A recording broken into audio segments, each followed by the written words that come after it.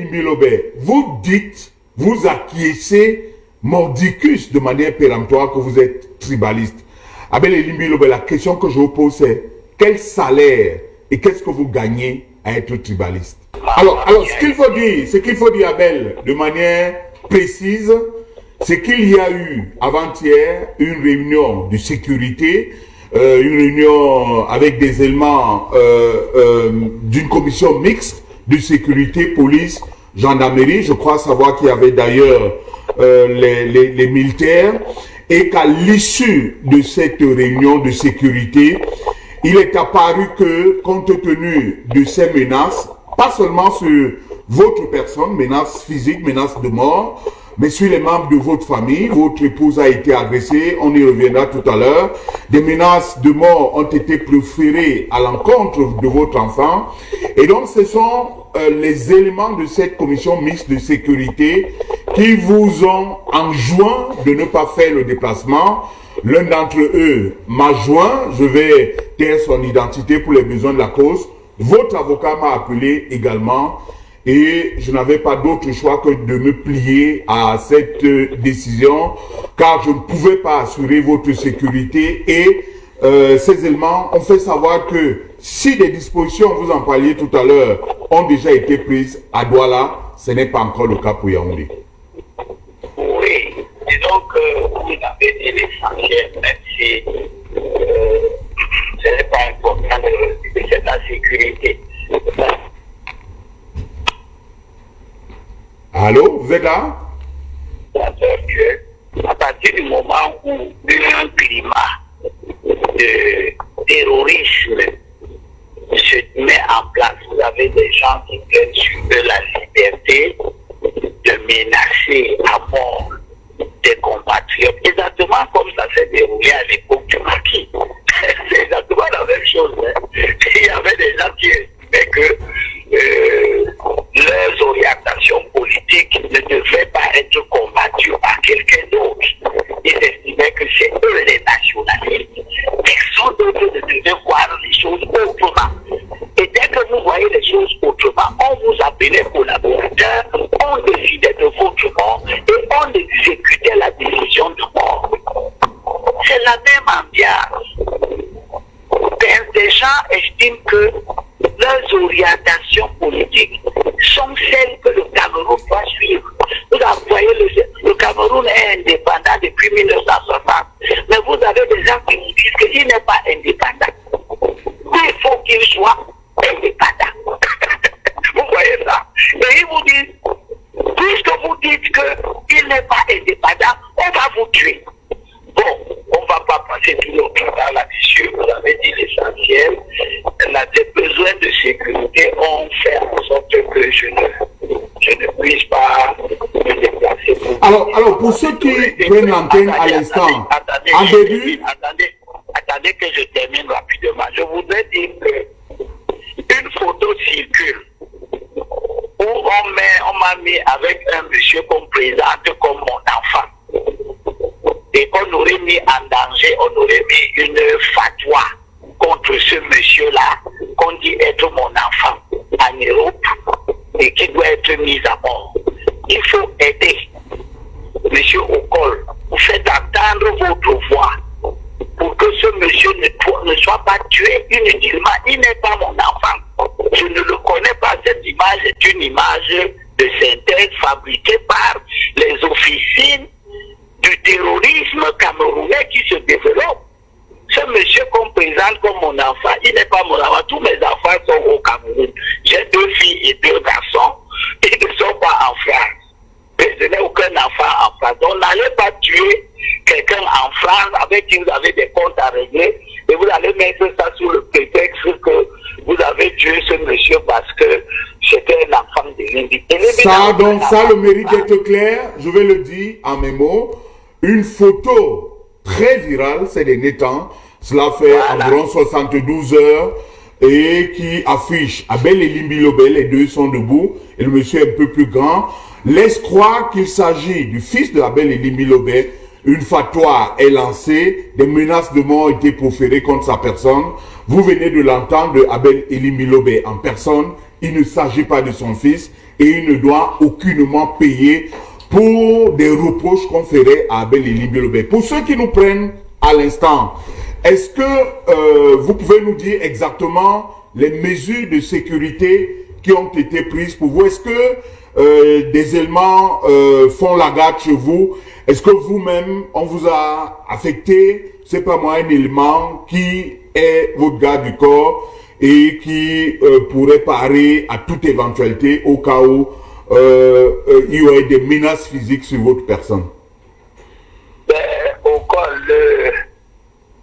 le très célèbre homme de presse et homme politique que vous êtes en voie de devenir fait que les dispositions sécuritaires sont toujours conçues et gardées secrètes. Donc ça ne peut pas faire l'objet d'exposition. Ah mais ça peut être dissuasif également. Hein. Ma démarche peut être dissuasive pour prévenir les aventuriers. Ne vous en faites pas, cher ami. Le seul fait de dire que l'État veille à ma sécurité est largement suffisant. Maintenant, comment il veille, ça relève des professionnels. D'accord. Ce n'est pas quelque chose qu'on mettra. Qu'on peut dire, vous avez parfaitement raison. Est-ce que vous pouvez nous dire un mot? Est-ce que vous pouvez nous dire un mot? C'est vrai que nous avons diffusé l'extrait. Est-ce que vous pouvez nous dire un mot sur cette agression à la fois verbale, mais surtout physique, dont votre épouse a fait les frais et ces personnes qui sont venues rôder autour de votre domicile à Douala? Oui, il y avait, mon épouse venait à peine d'arriver à mon bureau, c'est elle qui travaille là-bas. Moi, j'ai pris pratiquement ma retraite. Donc, elle est arrivée autour de 9h, 10h par là. Il y avait ce personnel qui était aussi déjà là. Et elle a vu quelqu'un qui est entré dans la concession, parce que c'est une concession, avec une vue sur la route Bourdonnais. Elle a remarqué qu'il y avait un groupuscule d'environ 6 personnes qui étaient restées dans la route Bourdonnais, un peu en retrait, avec des motos. Et ce monsieur est venu devant elle, lui demander où se trouvait monsieur Enindi. Et elle lui a demandé, mais vous le voulez pourquoi? Est-ce qu'il y a quoi? Et le monsieur lui a dit, est-ce que vous trouvez normal que monsieur Enindi parle de notre héros? Le sang va couler.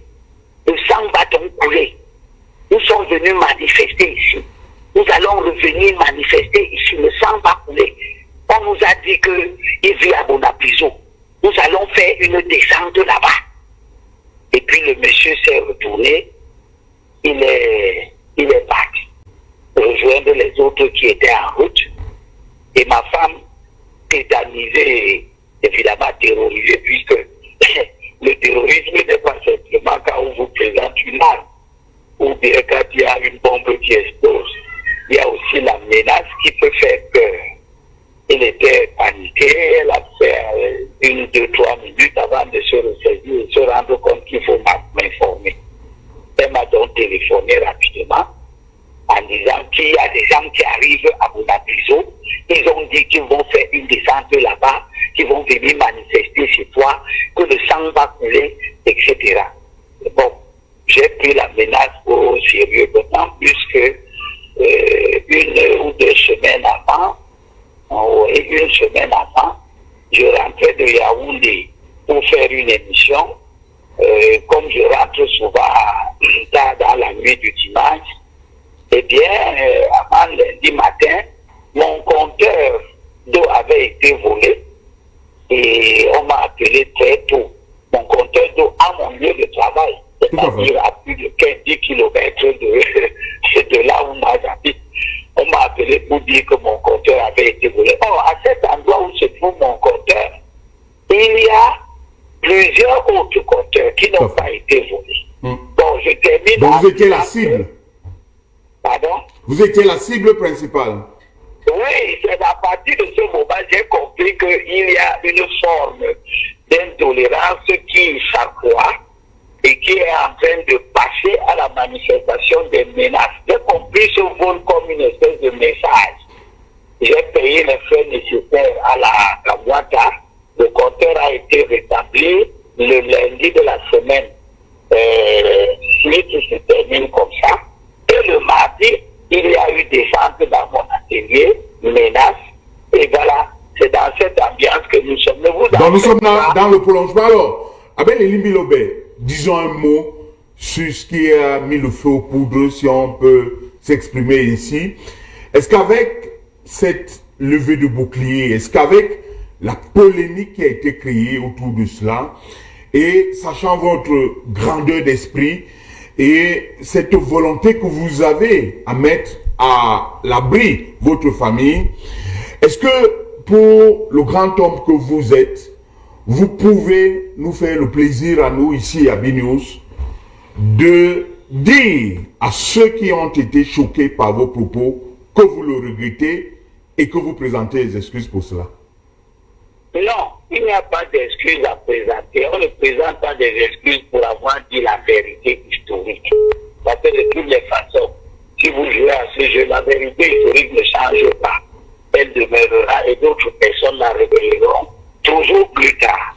Je ne vous demande pas de revenir sur les propos que vous avez tenus, mais peut-être à l'endroit des proches de Ernest Ouandié, de ceux qui ont été choqués, de dire si mes propos vous ont choqué, vous m'envoyez désolé, ça ne veut pas dire que vous remettez en cause vos propos.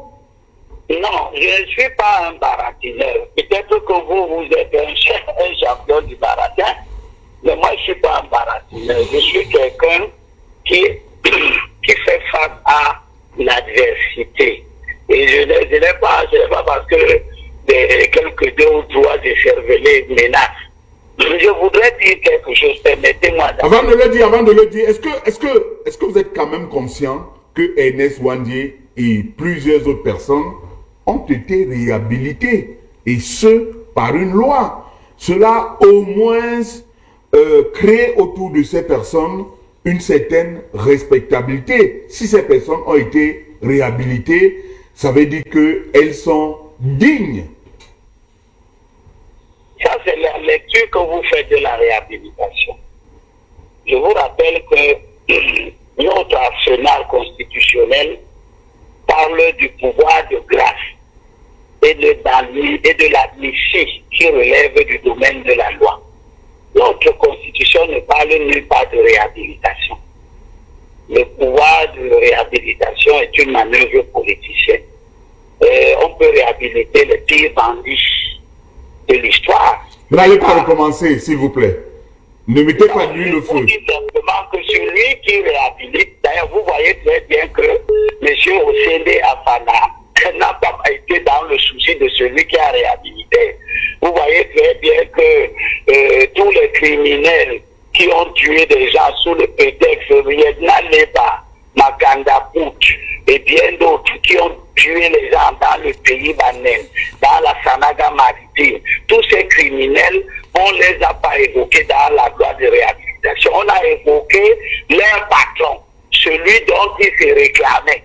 Nous sommes en face d'une manœuvre politicienne. Et je n'ai rien à regretter. Je dis simplement que j'ai entendu M. Zonga. Peut-être que vous aussi vous l'avez entendu. Oui, mais comparaison n'est pas raison. Et la faute commune ne crée pas le droit, Elimbi Lobe. Pardon? Comparaison n'est pas raison et la faute commune ne crée pas le droit. Laissez-moi aller au bout de ma pensée, sinon ça n'a pas été nécessaire. Allez-y, exprimez-vous. Voilà, j'ai entendu M. Zonga dire que le président Bia est un démon incarné. J'ai entendu ça. On a diffusé ça ici avant-hier. Voilà. Monsieur Zonga peut être condamné pour ça. Au contraire, c'est vrai. Je n'ai pas vu la communauté du président de la République lever le bouclier, lancer une fatwa contre monsieur Zonga. Je pense que tout le monde doit donc voir que le peuple étant a une certaine forme de tolérance, comprend que des gens qui sont habités par une inculture peuvent se livrer à des débordements de cette sorte. Mais en même temps, si M. Zonga est condamné demain, après-demain, on peut le réhabiliter. Ce qui ne va pas changer le fait qu'il a outragé le chef de l'État.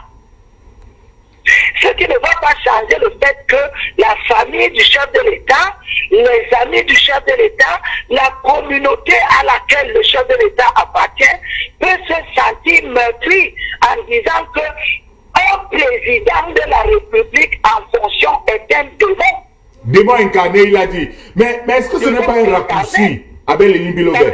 Est-ce que ce n'est pas un raccourci que vous faites en établissant que ceux qui se sentent offusqués, offensés par vos propos appartiennent à une communauté? On a bien vu que dans la toile, il y a des gens autres que de l'air géographiste de Ernest Ouandié qui se sont sentis choqués. On a vu circuler une réaction de Gaston Kelman qui n'est pas du tout de Gaston Kelman, je crois bien que c'est lui, qui n'est pas de l'aire géographique de Ernest Ouandié.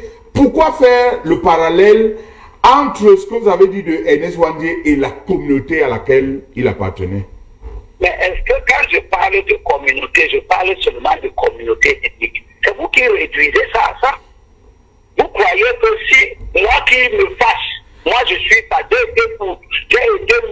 me suis senti meurtri de voir un homme que le président a fabriqué de toutes pièces prendre devant toute la nation camerounaise la responsabilité de dire que Biya est un démon.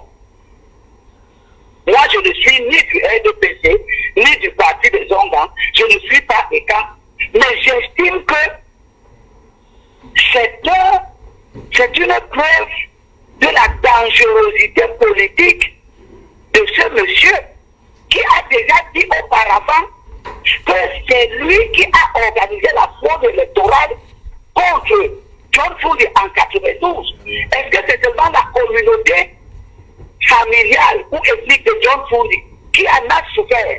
Est-ce que c'est seulement la communauté politique à laquelle John Fundi appartient qui en a souffert? Est-ce que c'est seulement la communauté de tous ceux qui se soumettent aux exigences morales qui ont souffert de ce qu'un individu fait un aveu d'une faute pénale?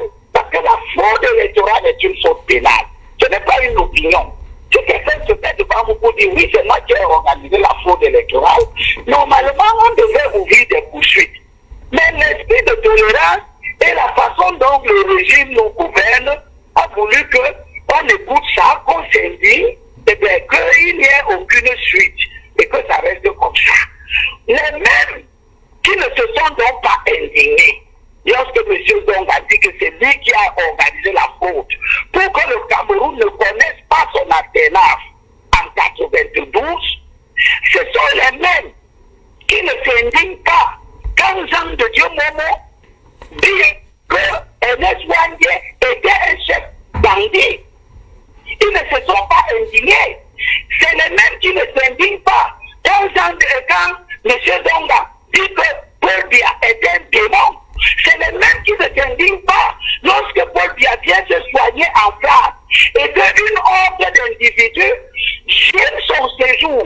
Ils ne s'indignent pas. Les mêmes ne se sont pas indignés lorsque des gens se réclamant de la base de Maurice Kamto, etc., se réclamant de Maurice Kamto, sont entrés dans les représentations diplomatiques qui nous appartiennent à nous tous. Ils ont détruit les représentations diplomatiques, ils ont profané le visite du chef de l'État de la pire des manières, c'est-à-dire en sortant leur pénis pour uriner sur la photo d'un chef d'État en fonction. Ils ne se sont pas indignés, ils n'ont pas compris qu'ils avaient sémé le lit des choses qui vont se passer bien plus tard et qui vont les indigner également.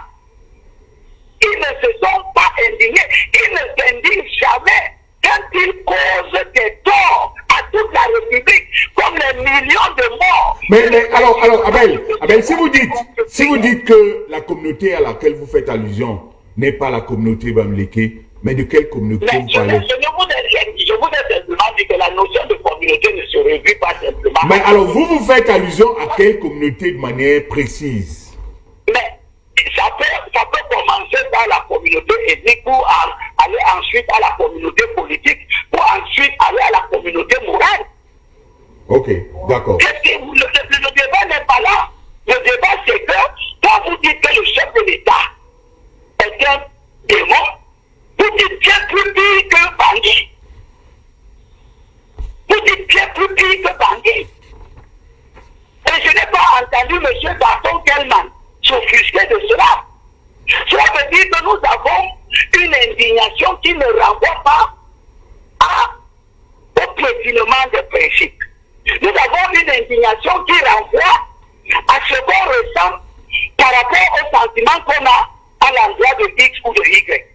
Quand vous détestez Pia, vous êtes d'accord qu'on dise n'importe quoi de lui.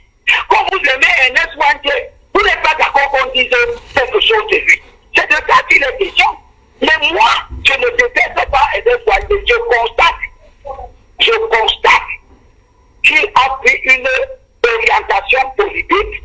Et cette orientation politique a voulu qu'il forme une armée dont il n'avait pas les moyens de faire fonctionner convenablement. Il n'avait pas les moyens d'avoir des militaires entraînés, formés, équipés. Il n'avait pas les moyens d'une logistique visant à les entretenir là où il devait les placer. Il avait choisi de les mettre dans les bourses. On ne fait pas une guerre de cette manière. Très bien. On ne combat pas une armée régulière d'un État constitué de cette manière. Alors, Abel Elimi Lobert, l'objectif de cet appel en direct était d'informer nos téléspectateurs qui nous ont brocardé, traité de tous les noms d'oiseaux. D'aucuns disaient que nous sommes des blagueurs parce que nous avons annoncé que vous étiez là. Hier, à la fin de cette émission, nous avons bel et bien informé les téléspectateurs du message que nous avions reçu de votre avocat. Mais évidemment, les Camerounais sont comme ça, on ne va pas leur en vouloir. Deux dernières questions. Abel Elimi Lobert, vous dites, vous acquiescez mordicus de manière péremptoire que vous êtes tribaliste. Abel Elimi Lobert, la question que je vous pose c'est, quel salaire et qu'est-ce que vous gagnez à être tribaliste? Ben, je n'ai jamais dit que je suis tribaliste. Je ne sais même pas très bien ce que les gens veulent dire par cela. Parce que on dit que je suis tribaliste. Moi, je dis que ceux qui disent ça sont tribalistes. On dit que vous, Armand, vous êtes tribaliste, ainsi de suite. Je ne sais même pas s'il y a encore quelqu'un au Cameroun qui n'est pas tribaliste. Parce que dès que vous dites à quelqu'un quelque chose qui est vrai et qu'il n'accepte pas, il dit que vous le dites par tribalisme. Bon. Donc, pour moi, c'est pas un problème. Je dis oui, vous dites que je suis tribaliste. Sauf que je fais remarquer que je ne vous fais aucun préjudice. Je ne vous fais aucun préjudice. Mais ça ne souffre de rien, Abel Elimi Lobert. Vous êtes formellement à la guerre permanente contre les Bamileke. Vous l'avez dit. Vous avez tensé le sénateur Pierre Saboun Gayab de tous les noms d'oiseaux, les députés, les maires, les conseillers municipaux qui sont Bamileke. Vous avez décidé de mener une guerre contre eux. Vous estimez que pour des raisons de commerce, les Bamileke envahissent les Douala et les Bassa à Douala, vous le dites régulièrement. Bon, c'est vous qui utilisez vos termes. Vous utilisez vos termes pour rendre ma pensée, mais moi je n'utilise pas vos termes. Moi je ne parle pas d'envahissement. Je ne parle pas de Bamileke. Je dis que la fonction de représentation est une fonction de représentation communautaire. Il s'agit de représenter les Makas, il s'agit de représenter les Boulous, il s'agit de représenter les Demondo, ainsi de suite. Chacun doit veiller à ce que les fonctions de représentation ne soient pas galvaudées, que des gens ne viennent pas représenter des communautés auxquelles ils n'appartiennent pas. Et ça, c'est un passager, c'est ce qui profite du désordre. Et pour se justifier, ils évoquent le tribalisme. Mais moi, je n'ai jamais dit à ma communauté d'aller prendre le siège des députés à l'ouest. Je n'ai pas dit à ma communauté d'aller prendre le siège des députés dans le nom de Guinée. Je n'ai pas dit à ma communauté d'aller chercher à prendre les sièges de députés dans le pays macabre, etc. J'ai dit à ma communauté que les 19 sièges que le chef de l'État a donnés pour représenter le littoral doivent être occupés par les enfants du littoral. Quel que soit le mouvement des populations, quels que soient les frères du nord, du sud qui habitent le littoral, ce n'est pas à eux de représenter le littoral. Le littoral doit être comme l'Est. L'Est est représenté par des enfants de l'Est. Le littoral doit être comme le Nord. Il est représenté par des enfants du Nord, et ainsi de suite. Mais vous ne dites pas seulement ça. Abel Elimbilobe, vous dites également que l'insalubrité galopante dans la ville de Douala est du fait des Bamileke. Or, tout un premier ministre a organisé un conseil interministériel mercredi dernier pour parler de l'insalubrité. Là, c'est une posture tribaliste, non? Vous m'avez entendu dire que ce sont les Bamileke qui organisent l'insalubrité. C'était important. C'était important. Ceux qui font l'insalubrité dans la ville de Douala, ils se connaissent. Ils se connaissent. Vous pouvez refuser que c'est des comportements communautaires. Ceux qui font ça et qui veulent se cacher derrière le Cameroun, ils ne veulent pas qu'on dise que c'est des comportements communautaires. Ils veulent qu'on dise que c'est tout le monde qui fait l'insalubrité. Mais il s'agit de comportements en rapport avec le type de valeurs que les gens développent à l'intérieur de leur communauté. Vous allez aussi dire que, je dis que les problèmes fonciers qu'il y a au littoral, c'est une communauté. Mais prenez les dossiers fonciers et regardez que si vous avez 100 dossiers fonciers au littoral, vous ne trouvez pas un litige entre un Douala et un Makéa. Vous ne trouvez pas un litige entre un Douala et un Pire. Vous ne trouvez pas de litige entre un Douala et un Koukouri. Vous verrez que les 90, voire peut-être 98% des conflits, c'est les autochtones contre les ressortissants d'une région. C'est révélateur de quelque chose. D'accord. Abel, dites-moi, est-ce que depuis cette crise qui est née de vos propos, est-ce que vous avez reçu des appels de soutien de certains de nos frères, compatriotes Bamileke? Et est-ce que dans votre vie au quotidien, vous avez des amis Bamileke?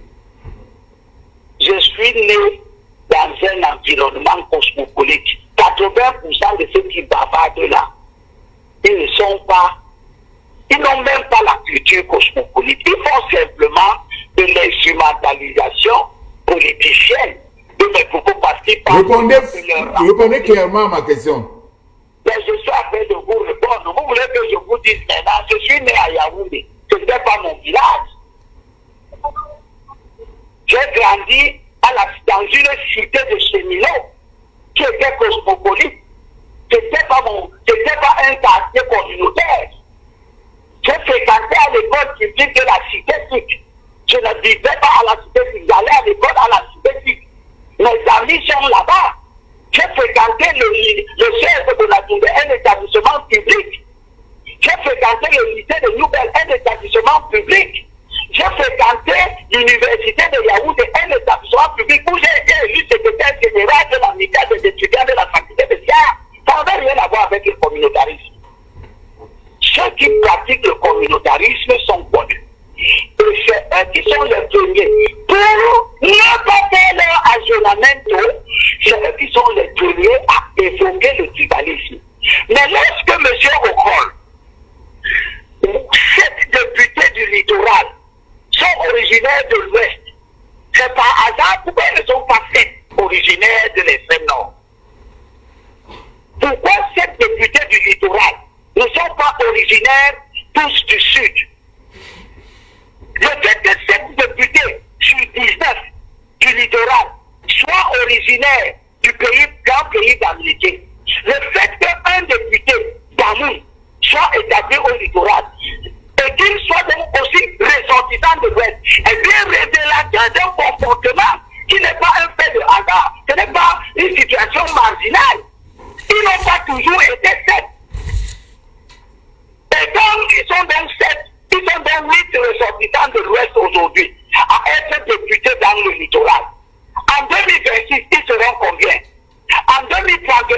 seront combien?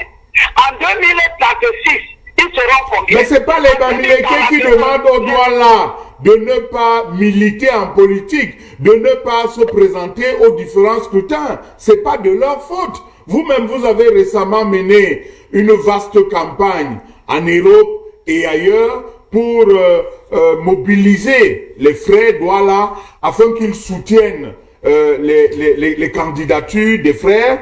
D'ailleurs, j'ai envie de vous demander combien avez-vous récolté pour cela, combien d'argent on vous a donné et combien de listes homogènes comportant les fils Douala vous avez déjà mobilisé en vue des échéances électorales qui s'en viennent. Est-ce que vous êtes organisé également pour que un fils Douala se présente dans la prochaine élection présidentielle pour que le pouvoir passe de, je sais pas moi, de Vomeka à Douala?